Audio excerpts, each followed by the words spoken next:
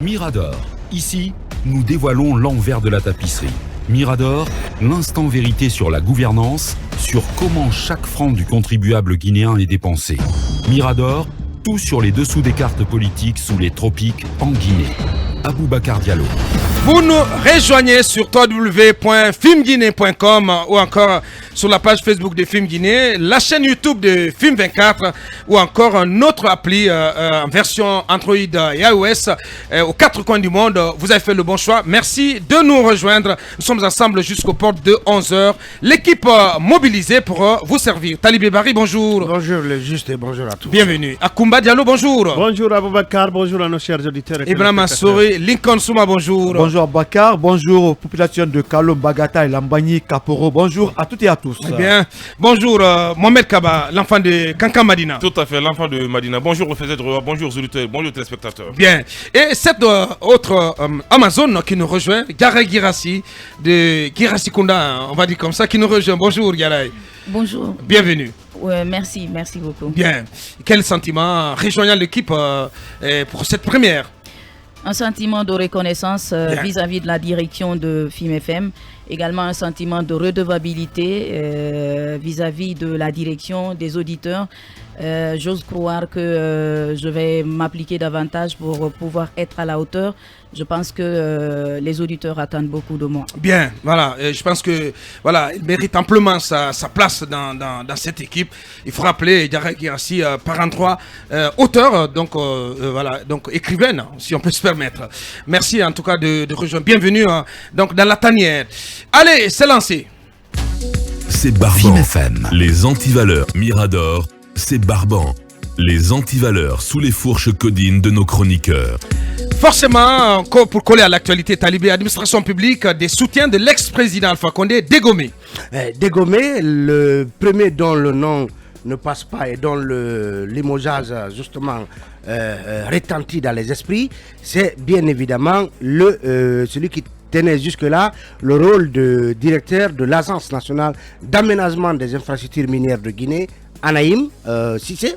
Lamine Cissé, le tout-puissant dont on parle depuis tant d'années, dont on disait qu'il n'en référait à personne d'autre, pas même au ministre des Mines dont relevait sa direction, il n'en référait qu'au président Alpha Condé à l'époque, et on l'a même jugé proche du président colonel Mamadi Doumbouya. Ouais. Finalement, la tempête de départ à la tête des différentes directions du pays ne l'a pas épargné, puisqu'il est remplacé donc, au terme d'un décret lu hier à la RTG par Mohamed Bangoura Lapi. Mohamed Bangoura Lapi, ouais, précédemment DRH. Précédemment DRH, donc au sein de l'ANAIM. Au sein de l'ANAIM. Ouais. Donc on a puisé dans le soit dit en passant, félicitations à Lapi, un cadre compétent, chevronné qu'on connaît depuis de longues années au sein de cette entité. Absolument. Ouais. Et alors l'autre coup de poker, c'est au niveau de la Lonagui, la loterie nationale de Guinée, où Dame Aminata Silla, la puissante Dame Aminata Silla, qui a été conseillère à la présidence avant d'être parachutée au niveau de la Lonagui, elle s'en va donc, c'est dans sa place à Mohamed Baba Silla, dont on dit qu'il était anciennement directeur du CPDM. Donc Dame Silla s'en va donc, ne siégera plus à la tête de la Lonagui. D'autres nominations également offertes au fonds d'entretien routier. Le non moins célèbre, la non moins célèbre direction donc du fonds d'entretien routier voit donc celui qui y régnait, disons, sans partage. Non, quand même. Comment ça, sans partage? C'est notre ami à tous. Non, mais quand même. Vous savez, M. Diallo, c'est notre ami à tous. Il a quand même de brillants résultats à ce poste. Est-ce que j'ai dit qu'il n'a pas fait de résultats? Je dis qu'il régnait sans partage. Comment ça sans partage? Mon ami sportif que je rencontre justement tout près d'ici, quelque part on fait le sport, M. Diallo, vous ne m'en direz pas des conseils, je sais que c'est le tout-puissant Souleymane Traoré, indépendamment des résultats qu'il a fait. Bien. Et donc, mais il ne régnait pas sans partage. Et je réitère qu'il régnait sans partage. D'accord. Okay. Voilà. laissez-moi la responsabilité de mes propos. Très bien. Il est remplacé par Ali Condé, anciennement en service à Infrastructure Canada. Donc c'est lui qui remplace désormais Souleymane Traoré à ce poste. Alors, au niveau également de l'inspection d'État, le vérificateur... Exit l'ancien ministre Aliou Diallo. Aliou Diallo, jusque-là vérificateur général. Donc Aliou Diallo, remplacé par Dr Joseph Tonia Doré, qui était jusque-là associé gérant de la société d'audit international et de conseil. Donc, et le vérificateur adjoint, lui aussi, il est remplacé par Abdoulaye Omar Diallo, précédemment chargé de programme à la délégation de l'Union européenne. Honnêtement, il était temps d'insuffler une nouvelle dynamique à l'inspection générale d'État, franchement. Parce que le monsieur... Et l'autre nomination qui ne passe pas inaperçue, c'est bien sûr celle de Lansana Diawara. Bantamba. Mais franchement, félicitations. Moi, j'ai dit merci au colonel pour cette nomination, parce que c'est vraiment un ami... je le dis ici sur ce plateau, et franchement, c'est mérité. Et on attend beaucoup de Lansana qu'il soit à la hauteur de la confiance placée en lui. Oui, parce que vous vous rappelez, Ouri a régulièrement parlé de ce fonds si anonyme, logé au ministère de l'Action sociale, dont on peut dire qu'il était certes logé à l'Action sociale, mais il s'illustrait finalement par son inaction. Effectivement. Et finalement, par l'opacité qui caractérisait sa gestion. Donc le Fonds de développement social et de l'indigence. Lansana, tous les indigents de Guinée attendent beaucoup de toi. Prise en main par Lansana, qui s'est surtout illustré, comme vous le savez, à travers des actions d'assistance à des personnes démunies. Donc, il a du métier dans ce domaine. Il sait certainement quelles doivent être les actions à entreprendre pour donner plus de vitalité et de visibilité à ce fonds, le Fonds de développement social et de l'indigence. Bien, Mohamed Kaba, peut-on dire que c'est d'anciens promoteurs du troisième mandat qui ont été donc mis à la touche de l'administration? Non, l'administration est une continuité. Vous savez, les nominations sont du pouvoir discrétionnaire du président de la transition, que vous avez soutenu ou pas le troisième mandat. Si l'État a besoin de vous, je crois que vous devez servir cette République. Donc Lamine Cissé, il s'en va. Certainement, on lui reproche une gestion opaque et pas transparente à l'ANAHIM, parce que les portes de ce bureau étaient, complètement fermées aux personnes étrangères. Vous ne pouvez pas citer 5 personnes qui vous diront qu'ils avaient accès directement à l'ancien directeur de l'ANAHIM, et il paye cash aujourd'hui le prix de son raffinement seul dans son bureau. C'est un monsieur qui n'était pas du tout ouvert, mais ça c'est déjà la page tournée. Lapi Bangoura, c'est l'homme qui travaille dans l'homme au sein de l'ANAHIM. C'est le monsieur grand cœur de l'ANAHIM qui apaisait le cœur aujourd'hui, et malgré tout ce qu'on peut reprocher à son ancien directeur, ce monsieur était là quand même pour le protéger, et aujourd'hui ça va récompenser le mérite. Et c'est un intellectuel au sens propre. Gérer une direction des ressources humaines de l'ANAHIM, il faut avoir de la hauteur. À la Lunagui, Dieu ne dort pas. Comment ça, Dieu ne dort pas? Il vous souviendra que c'est cette dame qui a voulu créer des problèmes en tour de soirée ici, à Lunagui, par rapport au segment de jeu. Tout s'est passé des soubresauts. On voulait abattre M. Antonio Soirée. Elle est derrière tout ça. Et aujourd'hui, elle sort par la petite porte. Et je demande humblement au président de la transition, si un secteur a audité, à l'image de l'ancien directeur Aïdara, il faudra auditer la Lunagui. Là, on en a besoin. La gestion d'Aminata. La gestion doit être auditée et scrutée à la minute. Au même titre que la gestion de Cissé de l'ANAHIM doit être auditée. Évidemment, l'ANAHIM et Lunagui, il faudrait que les deux nouveaux inspecteurs nommés récemment, et que la CREF et l'agence judiciaire de l'État, qu'ils s'autosaisissent de ces deux structures, parce qu'on en a besoin.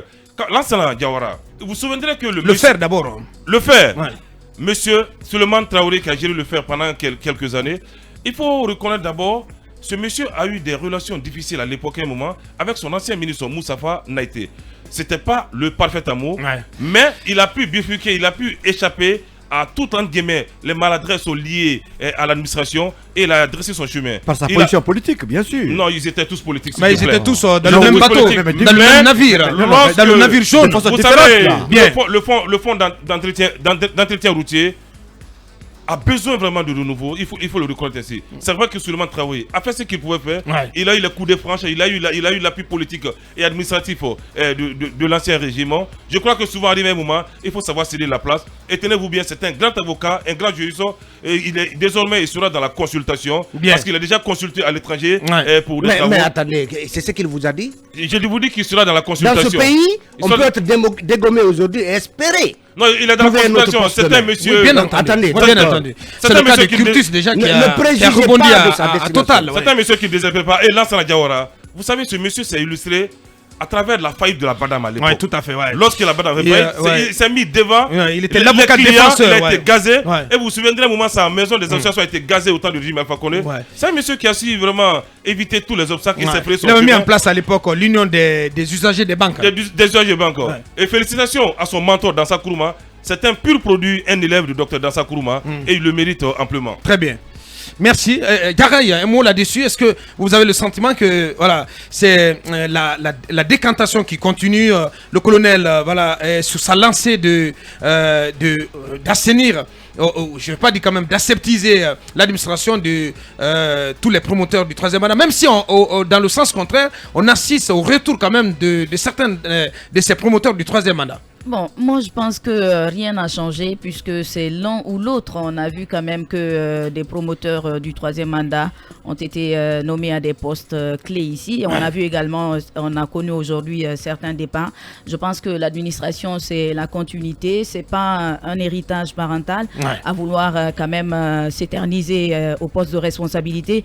Mais une chose est sûre, dans les rangs de ceux qui ont été dégommés hier, le cas de Dame Aminata, ça m'interpelle parce que c'est une dame qui a été quand même au centre du deal politique, qui a été mis en place pour pouvoir soutenir le fameux troisième mandat. Et je pense que la dame, ça lui a donné... Directrice de campagne du côté de Kindia. Exactement. Je pense qu'elle est le fruit de ce deal politique qui a été mis en place entre les acteurs, entre certains ministres d'État et, voilà, et le président d'alors pour pouvoir quand même avoir beaucoup plus de soutien par rapport à son fameux projet de troisième mandat. Bien. Lincoln. On apprend que Dame Aminata Sylla quand même a été un grand pion à l'époque pour le palais, puisque c'est grâce à elle d'ailleurs toutes les informations de l'opposition parvenaient au palais par le canal de son frère Bakar Sylla, selon les informations. Et mieux que ça, la dame a fait assez de mal. Rappelez-vous du cas, bon, Mohamed a évoqué. Mais on ne va pas quand même tout noircir. Non, elle a un bilan quand même. Vrai. Non, elle a un bilan. Le bilan ça aussi, il faut pas. Moi, en termes de bilan, je parle de la gestion de la Lunagui. Oui. Hormis toute la campagne qui était celle contre le patron de Guinée Games, de Sam GBM, il y avait quand même des efforts et des réformes au niveau de la Lunagui, de nouveaux segments de jeux ont été créés. Et puis les chiffres parlent. Les chiffres parlent en faveur quand même d'Aminata Sylla, une dame qui a rehaussé les recettes de la Lunagui.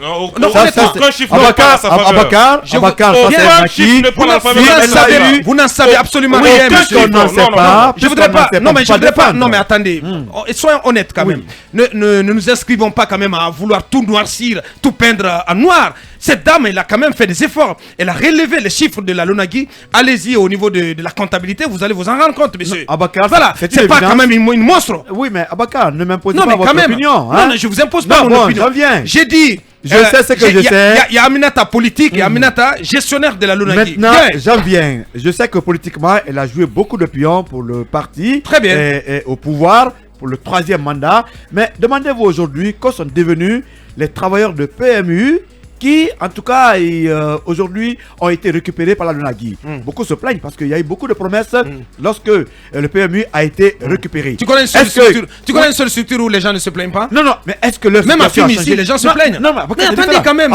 Qu'est-ce que tu vas raconter? Les gens se plaignent partout, mon cher. Abakar, qu'est-ce que ces gens-là ont eu comme changement? Allez parler avec eux. Avec tout ce qu'on a vendu en termes d'espoir et d'espérance, ces gens-là continuent à se plaindre. Se plaignent de quoi? Non, des promesses, de leur peut-être le traitement, le traitement et tout ce qui s'ensuit. Et pourtant, c'est le quotidien des entreprises, mon cher. Écoutez, Abakar, quand vous vantez par exemple un projet il faut que ce projet puisse au moins aboutir pour l'intérêt de Bien. ceux-là qui le composent. Très bien. C'est vrai, en termes de réforme, quand vous allez au siège de la LONAGUI, vous sentirez quand même qu'il y a eu assez de changements parce qu'elle faisait beaucoup de déplacements pour Abidjan, autres pays, pour que, en tout cas, la LONAGUI soit à la hauteur, par exemple, de la LONASI et autres. Donc, les deux, si vous comparez, le bilan peut être mitigé. C'est très important. Très bien. Je me réjouis pour Diawara, avec qui j'ai travaillé à Tamata, Très bien. qui a commencé ce combat très loin. Lansana Diawara a toujours défendu les pauvres. Il a pris tellement de gaz entre le siège du Badam et Seroutorea. Quelqu'un m'a dit qu'une fois même le président l'a appelé, c'était pour le dissuader, pour défendre les travailleurs de ceux qui avaient leur avoir au niveau du Badam. Il a refusé, il a continué. D'ailleurs, même quand il est arrivé au niveau du Conseil économique et social, vous voyez le dernier budget, il était le seul à se monter au créneau du budget parce qu'il n'avait pas compris pourquoi il y a eu en tout cas ce gonflement. Voilà, mais les gens ont pensé à l'époque qu'il était peut-être maudit. Mais Diawara, c'est un défenseur quand même. En tout cas, vous voulez dire quelque chose au sujet de Diawara, par rapport au prétendu détournement de 200 millions de francs guinéens par Dame Diena Bounabaya. C'était quand même 200 milliards, pardon. C'était quand même celui-là qui s'est mis en avant. Voilà. Un homme très très courageux et il y a eu quand même la grande toilette à grande eau dans les hôpitaux qu'on n'a pas parlé. Bien. La plupart des hôpitaux ont connu déjà le changement. Et Awada, Dr Awada, finalement, le décret est sorti pour le remplacer.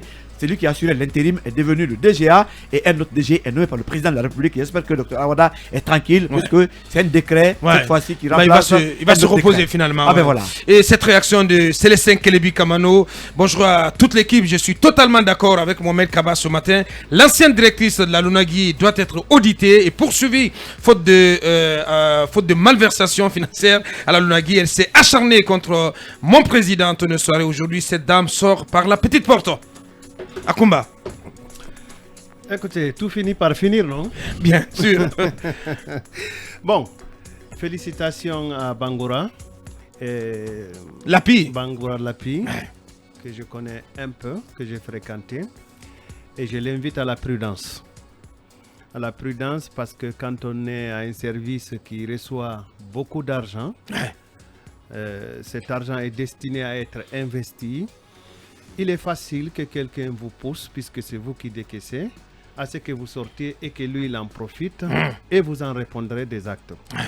Et en le félicitant, j'espère que son ancien patron, Lamine Sissé, pourrait bientôt répondre devant les tribunaux parce qu'on lui reproche assez de choses. Et à sa place, j'aurais déjà acheté un Lipico en attendant. Et pourquoi un Lipico? Pour la maison centrale? Oui, pour me permettre peut-être de me préparer à des éventualités non souhaitables.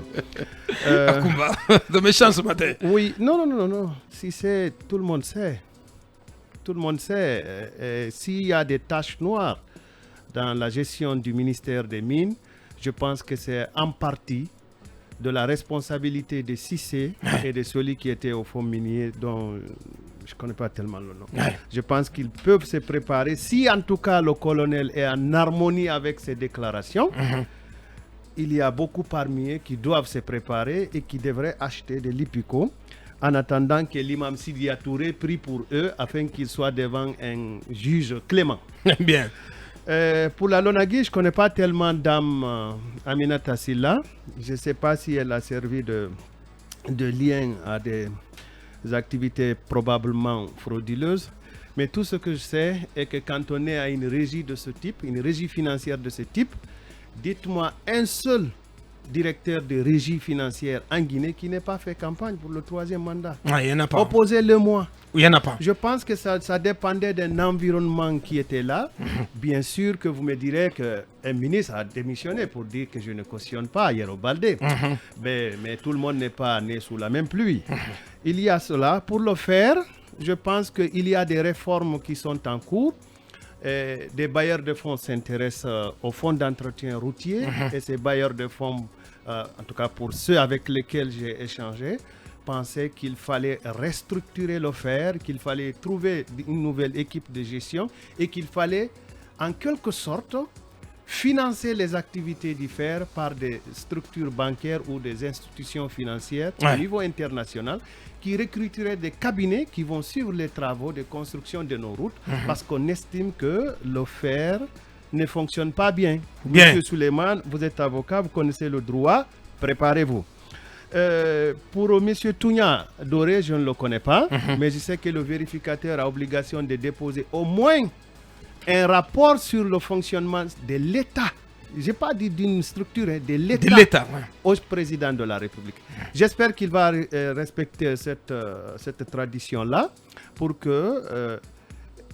et ces deux rapports-là sont vraiment des rapports de sources de réforme. Parce que c'est à lui seul qui est habilité à déposer, si vous voulez, des critiques malgré sa soumission à l'autorité du président de la République, des critiques pour réformer l'État. Très bien. Et c'est un service qui est moins connu, mais je pense que peut-être qu'il va redonner une image nouvelle à cette institution. À cette institution-là. Bien. Pour mon oncle et ami Mohamed Babassi, là, j'espère que si ma Resources Guinée, qui a été enregistré le 10 décembre 2021, qu'il y soit impliqué ou pas, il va... Sima Resources Guinée. Oui, il va s'en éloigner. C'est une nouvelle société. Oui, enregistré le 10 décembre 2021, il va s'en éloigner.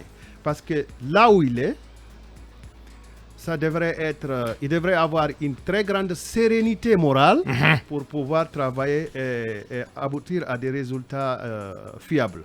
Pour le reste, il y a Tafsir Silla sur YouTube qui dit bonjour, film dites à Kumba de parler en haute voix s'il vous plaît. Bon, qu'il m'apporte un peu d'eau, comme ça. Donc, j'étais en train de dire que pour les autres, je ne les connais pas très bien. Très bien. Et je pense que le colonel Mamadi Doumbouya est en train, si vous voulez, de nous tourner une page qui impulsait souvent en nous des mauvais souvenirs. Mais attention, les PDG sont très nombreux dans l'administration. Les PDgistes. Mamadouri, bonjour. Bonjour Abakar, bonjour à nos millions d'auditeurs. Bien. Mille excuses. T'es englué dans les embouteillages. Bien, idée des soutiens de l'ancien président, donc Dame Aminata Silla, Suleiman Traoré du Fer, donc dégommé, tout comme si c'est de l'anonymat. Un mot là-dessus, en 2 minutes. Oui, en 2 minutes, je pense que, écoutez, c'était une dynamique. Je pense qu'il ne pourrait... Il ne pourrait pas du tout il n'aurait pas pu y échapper. Je parle de tous ces dames et messieurs qui ont été enlevés. Et effectivement, comme vous l'avez dit, ils sont déjà tagués anciens alliés et proches d'Alpha Condé. Certains qui auraient même joué des rôles appuyés dans l'obtention du 3e mandat. Donc je pense que ça n'avait que duré. Mais c'est sûr que leur sort était celui qui leur est arrivé hier, c'est qu'ils ont été enlevés. Je pense que, Talibé l'a dit tout à l'heure, il y a lieu quand même d'auditer, de savoir ce qui s'est passé, notamment dans certaines régies. Quand je prends la Naïm, je ne sais pas si on a parlé de la Sogipami, il y a des choses à dire aussi à la Sogipami, qui a un site qui nous renvoie... qui a un des sites dont le lien nous renvoie. Oui, mais lâchez les baskets quand même. Les enfants de 18 ans ne doivent pas regarder ça. Bien. Mais jusqu'à aujourd'hui, ils n'ont pas changé ce site-là. Bref, je pense que ce n'est pas étonnant. Et je dois aussi me prononcer quand même sur la nomination de Diawara. Effectivement, c'est quelqu'un que nous connaissons, que nous côtoyons depuis plusieurs années. Je sais l'engagement, sa persévérance, n'est-ce pas, à croire. Et voilà, il a commencé... assez au bas de l'échelle jusqu'à ce qu'il ait sa Maog aujourd'hui. Et comme vous l'avez dit, il est volontairement sur les questions de vulnérabilité. Effectivement. C'est quelqu'un que l'on voit mobiliser de l'argent ou des vivres pour des personnes qui vivent dans une situation d'indigence. Et je pense qu'il est allé à sa place parce que qui parle d'indigence parle de quelqu'un, d'une personne qui n'a pas accès au minimum vital, qui n'a pas accès à ce qui est nécessaire pour la vie. Donc c'est les pauvres des pauvres en fait. Et donc, je pense que Lansana, volontariste que je connaît peut faire quelque chose pourvu qu'on lui donne les moyens parce que c'est un fonds. Et vous avez tellement parlé de ce fonds, du fonds de développement social. Et il n'y a pas 3 semaines, j'ai parlé de ce fonds ici. Effectivement. En fait, le peu de fonds qui est là-bas, justement, la dame, je crois que c'était une dame qui était là-bas. Il faut auditer sa gestion. Au lieu de mettre ce fonds à l'actif des indigents, on s'est mis à construire des toilettes, je sais pas, des bâtiments pour d'autres services qui pourtant aussi sont des EPA. Bien. Bref. Je pense que nous, réseau des journalistes guinéens pour la protection sociale, on aura aussi un regard sur le travail de l'Ansana, puisque c'est notre boulot à nous, et mettre en lumière tout ce qu'il aura fait et tout ce qu'il n'aura pas bien fait. Très bien. Mais moi, je me pose une question. En 30 secondes, je me pose une question.